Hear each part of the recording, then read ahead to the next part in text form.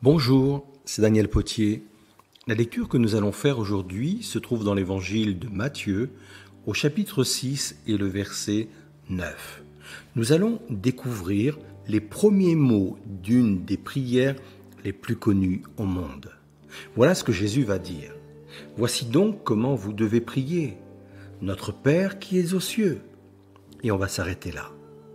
Ce préambule nous montre l'une des plus grandes missions que Jésus est venu accomplir ici-bas, à savoir inaugurer une nouvelle relation avec Dieu en venant nous le révéler comme Père. Et je peux t'assurer que cette approche-là était vraiment révolutionnaire à cette époque. Tout ce que Jésus a fait avait ce but-là. Quand il était ému de compassion devant la souffrance, il nous révélait le cœur du Père.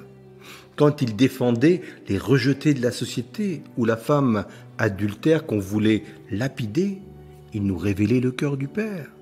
Quand il aimait s'asseoir en compagnie du peuple et passer des heures à l'enseigner, il nous révélait le cœur du Père. C'est pour cela qu'il disait « Celui qui m'a vu a vu le Père ». Et cela pour une simple raison. Il voulait que nous ayons la bonne image de Dieu, car il savait très bien que toute mauvaise image allait créer une mauvaise relation. Si je prie un Dieu tout-puissant, ça devient un Dieu lointain. Mais si je prie mon Père, ça devient une relation de proximité, de complicité, de convivialité, avec une assurance sans borne.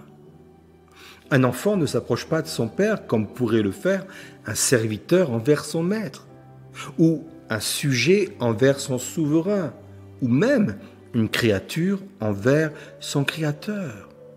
Bien sûr que Dieu est notre maître, bien sûr qu'il est notre créateur, mais ce n'est pas sur cette base-là qu'il a voulu créer ma relation. Il l'a voulu en tant que père vis-à-vis de sa fille ou de son fils. Cette relation sera attaquée. C'est pour cette raison que l'apôtre Paul va dire dans l'Épître aux Romains « Et vous n'avez point reçu un esprit de servitude pour être encore dans la crainte, mais vous avez reçu un esprit d'adoption par lequel nous crions « Abba Père ».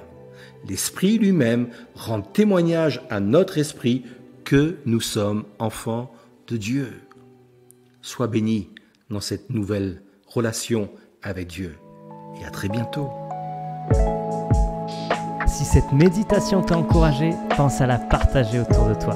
Pour nous retrouver chaque jour, abonne-toi et active la cloche.